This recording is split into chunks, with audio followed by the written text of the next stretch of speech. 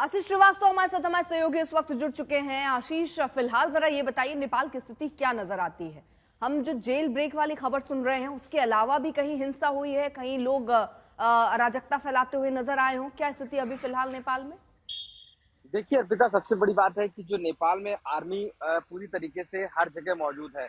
ऐसे में सारे जो कामकाज है वो सभी के बंद है, फिर चाहे आरटीओ ऑफिस हो, परिवहन हो, रेवेन्यू है, नगर पालिका है, अदालत है, जज है, सब कुछ बंद है। तो लोग अब कैसे जनजीवन दे रहे हैं ये बड़ा टफ हो गया उनके लिए। आप मेरे पीछे देखिए, जो दुकानें हैं वो लोग जो जनरली खुलती थी वो पूरी तरीके से अभी बंद है, नहीं खुली। हालांकि कुछ लोग खोल कर प्रयास कर रहे हैं कि वापस लौटने की सिचुएशन में, लेकिन जब तक टूरिज्म नहीं है, जब तक यहाँ पर लोग नहीं आएंगे, जब तक सामान्य स्थिति नहीं होगी, लोग कैसे इसको सरवाइव कर पाएंगे, ये उनके लिए बड़ा सवाल उठ गया है नेपाल में। और क्योंकि आर्मी अब हर कॉर्नर पर है, लोगों को अब यहाँ तक कोई कंप्लेंट करनी है वो तक नहीं हो पा रही है, ना ही किसी के उनके कोई कागजात आगे बढ़ पा रहे हैं। तो ऐसे में परिस्थितियां बहुत अलग और बदल गई है नेपाल की। अब नेपाल सिर्फ अपने पर डिपेंड है कि आखिर करना क्या है आगे, क्योंकि लोग अब सोच रहे हैं जब कुछ हो, कुछ सरकार बने, कुछ आगे की परिस्थितियां बढ़े, तब तो कुछ संभावना हो सकती है। लेकिन अभी अगर हम माने स्थिति तो ये है कि सिर्फ आर्मी का सुबह और शाम कर्फ्यू है, और उसके बाद पूरे टाइम सड़कों पर जो दौड़ है वो आर्मी की है। इसके अलावा जो चहलकदमी है वो जरूर है इधर से उधर। तो एक सीमित साधन है, सीमित चीजें हैं, और वो कब तक चलेंगी ये नहीं पता है, क्योंकि जो ट्रांसपोर्टेशन है जो बाहर से आ रहा है वो पूरी तरीके से स्टॉप है। इसके अलावा जहां तक जो लोग सामान बेच रहे हैं, स्टॉक है, वो उनके पास थोड़ा सा कहीं ना कहीं उसको लेकर भी थोड़ी प्रॉब्लम शुरू हो गई है। तो ये अभी की स्थिति है। और लोग, क्योंकि जब नगर पालिका ही बंद है तो ना साफ सफाई हो पा रही है, और जो डैमेज हुई चीजें हैं, ठीक है। जो नष्ट की गई हैं, वो अब लोग खुद ठीक अपने है आशीष, हाथों से जरा उठा रहिए, कर आप करना पड़ रहा काठमांडू है। लिए चलते हैं। अमित भारद्वाज भी हमारे साथ मौजूद है, हमारे सहयोगी। अमित, आप क्या देख पा रहे हैं सिचुएशन?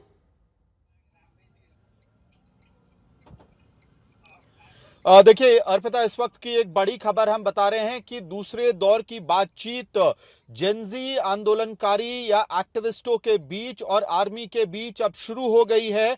इस वक्त की ये बड़ी डेवलपमेंट है, क्योंकि कल रात लगभग 2 घंटे तक जेंजी डेलीगेशन और आर्मी के रिप्रेजेंटेटिव्स के बीच बातचीत हुई थी, जिसमें कई सारे मेजर्स के बारे में बात हो रहा था कि किस तरह से अंतरिम सरकार का गठन होना है नेपाल में। उसमें सुशीला कार्की जो पूर्व सर्वोच्च न्यायालय की जो सीजेआई रही हैं, मुख्य न्यायाधीश रही हैं, उनका नाम सामने आया था। कुछ डिफरेंसेस थे, कुछ लोगों के प्रेजेंस की वजह से उस मीटिंग के अंदर आज दूसरे दौर की बातचीत होनी थी। तो वो हमें इस वक्त हमारे सूत्रों के हवाले से खबर मिल रही है कि आर्मी हेडक्वार्टर के अंदर दूसरे दौर की बातचीत शुरू हो चुकी है, और इसमें लगभग लगभग 7 मेंबर्स के डेलीगेशन के अंदर आने की बात तो हमें मिल रही है। और ये सूत्र हमें ये भी कंफर्म कर रहे हैं आज तक को कि बैठक चालू है, और अंतरिम सरकार कैसे बनेगी इसके ऊपर इस वक्त चर्चा हो रही है। जेंजी डेलीगेशंस ने ये स्पष्ट किया है। 3 सबसे अहम बातें हैं जिस पे हमें ध्यान देना चाहिए। सुशीला कार्की का नाम सबसे आगे चल रहा है। अंतरिम सरकार कितने दिनों के लिए आएगी इसका एक स्पष्ट रोड मैप हो, 6 से 7 महीने, और उसके साथ फ्रेश इलेक्शंस को लेकर भी हामी भरी जाए।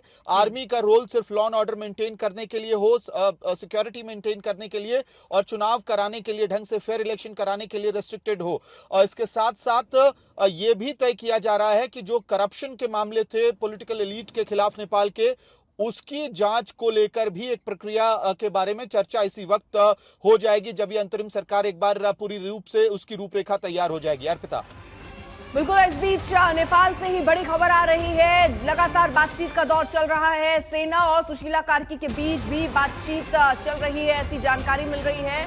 हालांकि जेंजी के जो प्रतिनिधि मंडल है उनके साथ तो मुलाकात ये चली रही है। पंकज और अपडेट दे देंगे। पंकज, क्या सेना और सुशीला कार्की के बीच भी बातचीत हो रही है? अरे बिल्कुल, नेपाली सेना के तरफ से सुशीला कार्की को बातचीत के लिए निमंत्रण दिया गया है। बातचीत का समय अभी तय नहीं है, लेकिन आज किसी भी समय में सुशीला कार्की आज आर्मी हेडक्वार्टर पहुंच के जो आर्मी चीफ हैं जनरल अशोक सिकदेल, उनके साथ वो मुलाकात करेंगी। आर्मी के सूत्रों ने बताया है कि यदि उनकी मुलाकात में सहमति बनती है तो आर्मी चीफ सुशीला कार्की को लेकर राष्ट्रपति रामचंद्र पौडेल के पास जाएंगे। क्योंकि इस समय राष्ट्रपति रामचंद्र पौडेल जो है ठीक है। आर्मी बैरक में मौजूद है, तो वहां पे ठीक है, यानी देखिए मुलाकातों का सिलसिला तो लगातार चल ही रहा है। प्रतिनिधिमंडल के साथ इस वक्त मुलाकात हो रही है और उनकी मांगे और उनकी चीजों को समझने की कोशिश हो रही है। बहुत बहुत शुक्रिया आपका तमाम जानकारी के लिए।